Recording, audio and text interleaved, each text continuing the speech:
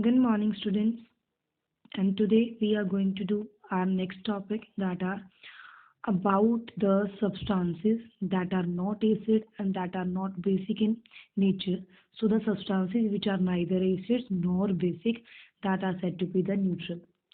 Or usually the compounds which are formed by a reaction of an acid and a base are neutral in nature only when if the reacting acid and base have the same kind of capability, okay, that are said to be the neutral in nature.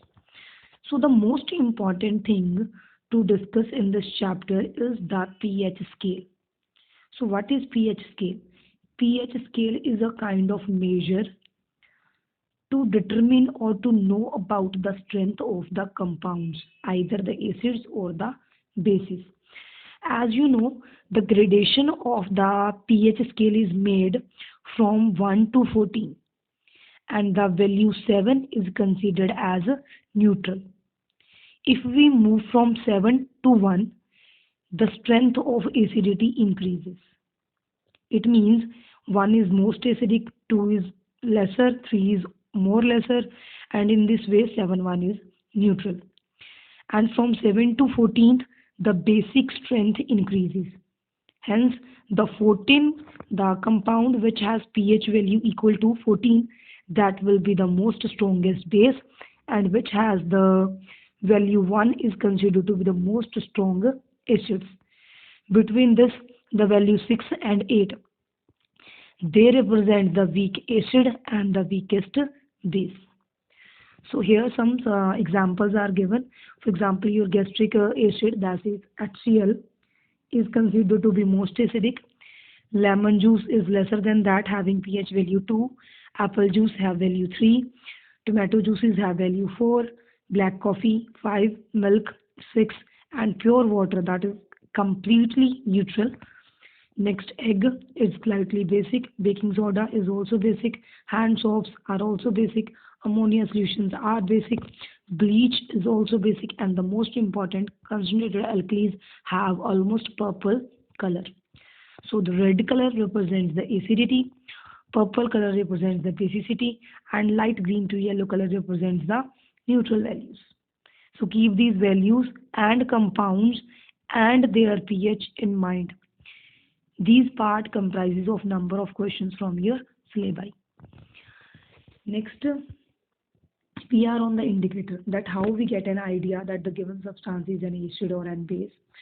So the substances which provide you an idea that the given substance is an acid or an base, that are said to be the indicator.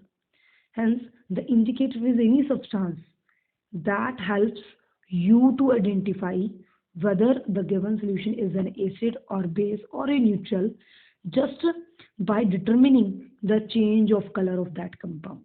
That are said to be an indicator. Means they indicate that the compound is acid, base or neutral. Based on the source of indication, that from where we have abstracted or synthesized these indicators. The indicators are of two types. First one are said to be the natural indicators, and the second one are said to be the synthetic indicators. So first one are natural indicators. Natural indicators are those which we harvest from the natural sources, means which we cannot synthesize in laboratory or are result of some organic natural substances. Example of these natural indicators are litmus paper, the litmus solution that we harvest from lichens, the China rose flower, red cabbage, and the turmeric, that is haldi. Next, we are on the litmus. So litmus is the best known indicator that we use in our school laboratories. It is a purple color dye which we harvest from lichens. Lichens are a creature of environment where they show relationship between algae and fungi. So lichens are association of algae and fungi, and those alkenes produce a purple color litmus solution that turns red in acidic solution, blue in basic solution. So it is also, as you know, that you have used in your uh, school laboratory, that litmus papers are also available in the form of strips. that can be of blue color, then are said to be a blue litmus. If are of red color, then are said to be the red litmus paper. And if have you done the experiment, then you know that acids can turn the blue litmus red, and the bases can turn blue litmus red litmus blue. So this is about to memorize. Litmus is nothing. It is the compound that we harvest from litmus lichens. It is a purple colored dye which turns red in the presence of acid and blue in presence of a basis. Next are the China roses. Have you seen ever the China rose flower? So it is also known as the hibiscus flower.